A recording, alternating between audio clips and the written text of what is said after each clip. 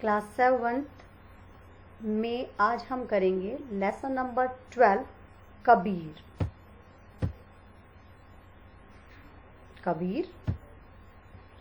Kabir was a great poet and saint who lived in India hundreds of years ago.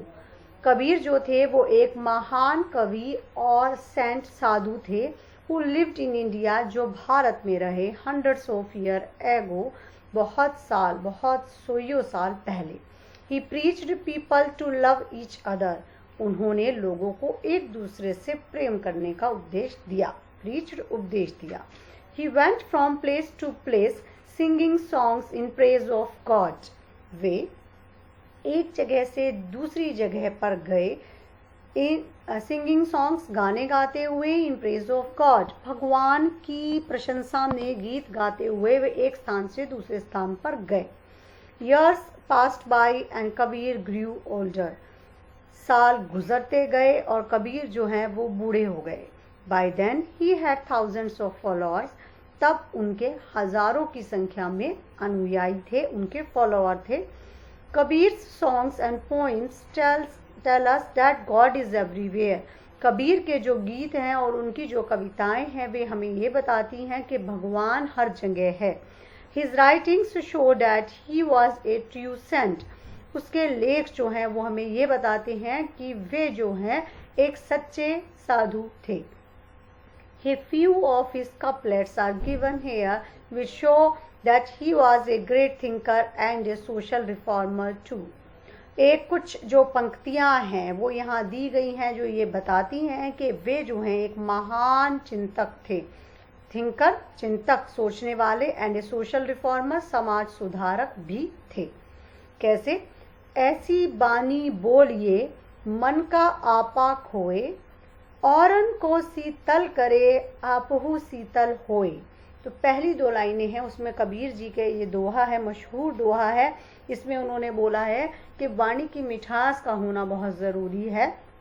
वाणी यानी आपका बोलना ऐसा होना चाहिए दूसरों के साथ कि उससे जो है वो आपको भी शीतलता प्रदान करे और दूसरों को भी वो ठंडक पहुँचाए। कबीरा खड़ा बाजार में सबकी मांगे खैर ना काहू से दोस्ती ना काहू से बैर। कबीरा बाजार में खड़ा है, सबकी खैर मांगता है यानी सबका भला चाहता है, ना तो उसकी किसी से खास से दोस्ती है और ना ही किसी के साथ उसका बैर है, किसी के साथ उसकी दुश्मनी है। Kabir taught everyone to love God. Kabir ने हर किसी को भगवान से प्रेम करना सिखाया। He always said Kabir is the child of Allah and Ram. वह हमेशा कहा करता था, हमेशा उसने क्या कहा कि कबीर जो है वो अल्लाह और राम का बच्चा है, चाइल्ड है।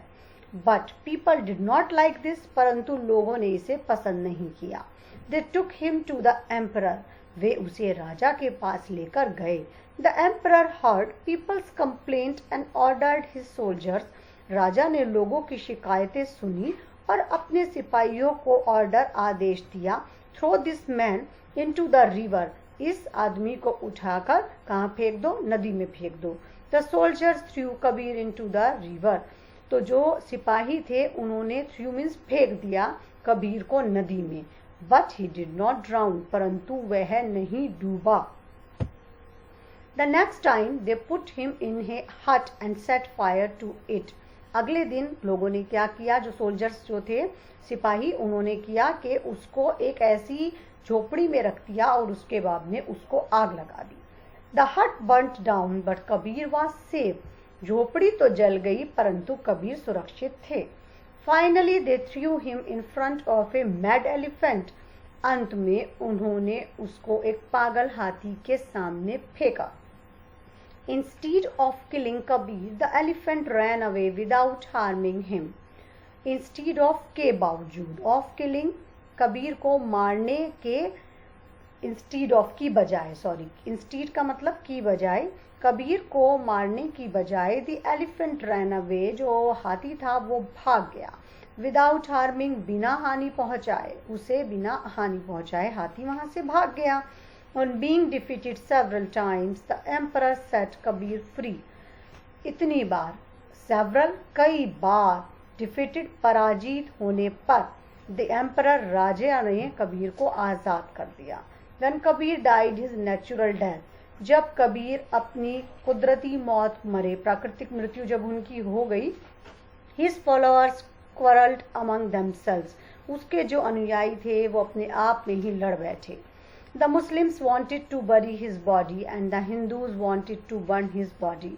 मुस्लिम्स जो थे वो उसके शरीर को दबाना चाहते थे, दफनाना चाहते थे, और जो हिंदू थे वो उसकी शरीर को जलाना चाहते थे, अंतिम संस्कार करना चाहते थे। Suddenly the Hindus and the Muslims heard a voice from the sky.